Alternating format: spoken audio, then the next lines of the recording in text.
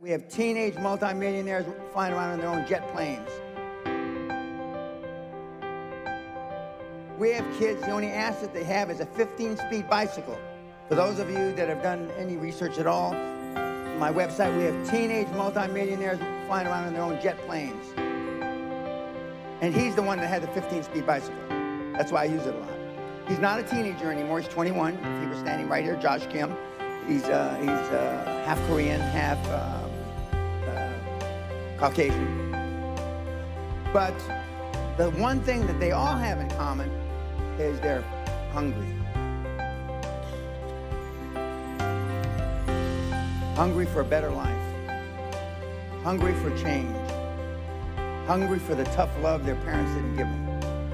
So is that what it needs? You have to be hungry. You need to feel the pain. Growth only comes through pain. For those that have read about being an athlete, no pain, no gain. It's the same in life. Elon Musk, Steve Jobs, Dan Pena, Ted Turner, amongst a whole bunch of others, all had one thing in common. We all slept in our office the first 5 or 10 years of our business life. Slept in our office the first 5 or 10 years of our business life. I think we would like to know, how does it work? The QLA principle, the basics. What can you teach in? There's only one moving part to the QLA model. How does it work? Okay, I'm going to tell you right now. There's only one moving part. But since it's only got one moving part, I'm giving you the benefit of the doubt that you can get this. Motivated seller. Now, I know it's not politically correct to talk about having sex with 1,000 partners anymore. But rock stars got nothing on Dan Pena. I got more ass than a toilet seat at a bus station. And I was proud of it. How? Because I asked. The squeaky wheel gets the grease. And you've been taught all your life not to ask. To politically fit in. So the one moving part is a motivated seller. Now let's say that this table are all in IT. This table is in manufacturing. This table is in medical services. And this table is in construction. Of these 5 tables, or 5 industries I just mentioned, you're looking for a seller that is between 55 and 70. He has no line of succession, meaning he has nobody to leave the business to. Because most children today don't want to have anything to do with their parents' business. There's no succession planning. So there's got a guy, 68 years old, he's been in the business 35 years, he's built up a construction company to 5 million euros a year. He makes let's make it even numbers, €1 million a year out of 5 million, which would be a great business. That'd be 20%. What's he gonna do when he drops dead? He's gonna drop dead, right? And who's he gonna leave the business to? The hag he calls his wife. And what is she gonna do with the business? All nothing. She's hoping she dies before him, so she doesn't have to be stuck with the business. Why don't the owners plan for death? Because nobody wants to talk about it. Why don't owners have a succession plan, meaning when I die, this is what's going to happen to the business? Because they don't want to talk about it. It's one of the things you don't talk about. It's the only thing I talk about. Okay, so you got a motivated seller. He's got a construction company, 5 million euros a year revenue, total revenue. He makes 1 million after tax. That is your prospect. That is the person you call on. And on the site, we show you how to call on these people, how to find them. How to find them. And 7 or 8 times out of 10, you can finance the entire transaction with no equity. You can finance the entire transaction with commercial debt, or as you say in this country, debt. Commercial debt. Meaning you don't have to have any money. Now, Nairoda, which I had the privilege of teaching at, back in the 90s. Erasmus, which I had the privilege of teaching that back in the 90s. And at University of Amsterdam, which I had the privilege of teaching it back in the 90s, I used to ask the question, how many classes have you had in buying a business? Nobody raised their hand. How many classes have you had in selling a business? Nobody raised their hand. How many classes have you had in leadership? Nobody raised their hand. Now I'm here to tell, because I checked last week, those three fine universities still don't have any classes in those three subjects. So they're not teaching you how to sell your business. They're not teaching you how to buy a business. Arguably, they only teach you how to run a business. So we have a motivated seller that has not had any succession plan, and that wants out, and that they will look at you with tears in their eyes, rolling down their cheeks. You're their savior. Because otherwise, they're going to die, and most of the owners that I just described in those 5 industries are going to die intestate. That means without a will. Why don't they have a will? For the same reason I just said, because they don't want to talk about dying. So what happens when John dies and leaves Mary his business? Without a will. It goes into probate, or whatever the equivalent there is in this country, which means it's in limbo. And it's going to be there between 6 and 36 months. But you step in like a knight on a white charging horse to save them. And that's the methodology we use. And this methodology has been around about 140 years. And the first person to think of this, and it wasn't Dan Pena, Andrew Carnegie, the wee Scot, arguably the first really wealthy guy on the planet, who happens to coincidentally come from right down the road from where I live in Scotland. That's what QLA is. It shows you how to go in and buy the businesses for little or no money out of your own pocket and using commercial debt. And what Trump has done to assist you, even though you may not like him, is because now interest rates are at the lowest in 5,000 years. And I hear they're going to go lower in America. And when America sneezes, Holland catches a cold. So if interest rates go lower in America, what do you think is going to happen here? Interest rates are going to go lower. And that's what the QLA is, and it's a simple process. And he followed QLA. This is his 3rd time around. But he bought businesses with no money, right? But I mean, he did it. And it doesn't, you know, it's nothing really hard. Now, why doesn't ING Bank tell you this? Why doesn't Rabo tell you this? And whatever the other Dutch banks are, right?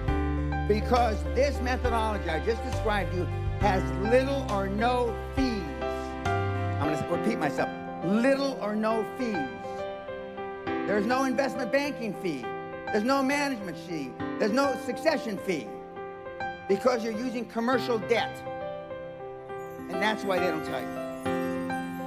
But then, is it still that easy as it was 20 years ago? Yes. You go to the it's bank. easier now because there's no money on the street. But you go to the bank and you say, Dad, I want to have your money. Well, no. You don't. You borrow. You're going to borrow. Just like you did. Yeah, but that was 20 years ago, other time.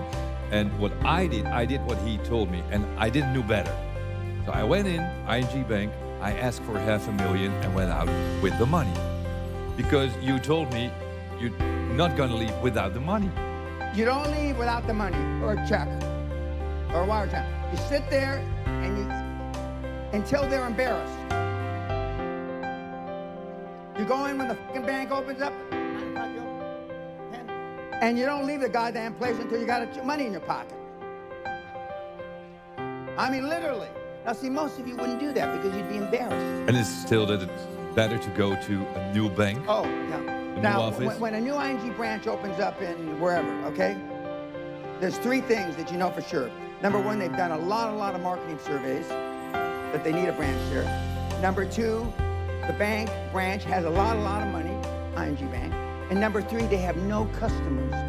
That new branch does not have 1 customer when it opens up the first day on a Monday morning. Except for you, because you're going to be the first one in the door. I used to go around in my limousine. I'd go from branch to branch to branch. Boss, wake up, we're here. And I go through the same bullshit, the same pitch, which are all on my site free. And I wouldn't leave without it. We give you a script. What is your legal lending limit? What's your personal lending limit? The bank officer. You probably don't even know, if you've ever dealt with a bank, what the legal lending limit of the bank is. You probably don't even know what the banker's legal lending limit. And the banker will say, well, I can sign for $50,000. You personally can sign for $50,000. What a lucky day for the two of us. All I need is $49,500. What a lucky day. And we have kids doing this in the Netherlands today. So even since all the rules in the financial system has changed, you say it's still that easy. And the reason why it's easier, because from 20 years ago, there's probably 100 times more cash trying to get out of the bank doors into our pockets now than when you did it 20 years ago. For every dollar, for every euro you put in a bank, they lend out between 20 and 40 euros for every euro you put in, depending on the structure, depending on the balance sheet of the bank. So for every 1,000 euros you deposit, they can lend out between 20,000 and 40,000 euros. And when I was here teaching in the late 90s, I had a speech. It's called Holland is Not Heaven. And I was a member of the Amstel Club. I'm getting up and making a speech, and Mr. Heineken stood up and said, Mr. Pena, I don't mean to be rude or interrupt you, but could you speak about something else? And I said, well, Mr. Heineken, but why? He says, we all know that, but the Dutch don't like to face up to the truth. When we talk about something else, it's happier for us. And so then the then chairman of ING Bank stood up and said, well, Mr. Pena, let's talk about prostitution. We all understand that. And so, and I didn't know much about prostitution, at least the way it is legalized here. And so I talked another 10 or 15 minutes, and then we retired to the bar and we had drinks.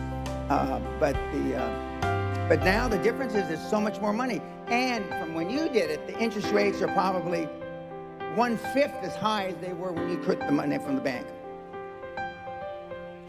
Why commercial debt and no private equity or venture capital? Because when you take private equity and venture capital, they're going to want the lion's share of the ownership of the business. The famous story is when Steve Jobs and Wozniak started Apple, they got an investment of $91,000 from a guy named Marcellus. He took a third of the equity, and Wozniak and Jobs took a third each. Now, that $90,000, they take 90% and leave 10% to the founders or the owners. But it's too easy. It's too easy. And when you know that the banks, 75% of all bank loans on the planet are made the last 90 days of the calendar year. I'm going to say it again. 75% of all bank loans made in the world are made the last 90 days of the year. Why? Because they want to get the money out the door so they can pay Christmas bonuses. Now that's a pretty shitty reason. But if the bankers were smart, they wouldn't be bankers, would they? For that very reason. So back to the beginning. You find a motivated seller. Amen. Or more. Is everyone motivated? No. Because sometimes you want to buy another business. And he's not motivated, and you want to have it. Well, then you can do a joint venture. A joint venture by accounting standards is a 50-50. Joint ventures are not 80-20 or 70-30, they're 50-50. Because he may not be motivated today, but let's say he's only 57 and he wants to retire when he's 65. You buy 50% of his business, you're his 50% partner for the next 6 or 7 years, and then you buy the next 50% at the end of that 6 or 7 years. But 9 times out of 10, they won't last until they're 65. When they see that they've turned over the reins, so to speak, and they've turned over the leadership, and they've turned over the controls, and you really know what you're doing, then they'll probably last 2 or 3 years and they'll want out. But nobody wants it well. unless you're having sex, nobody wants to die in the saddle. I mean, you don't. You want to die and go to where you live in the sun and sail your boat around. And so it's not that hard. But they're not going to call you. So if you're waiting for the motivated seller to knock on your door, which most of you will, not just this group, any group I speak before, you know, they're not gonna knock on your door. That's not gonna happen.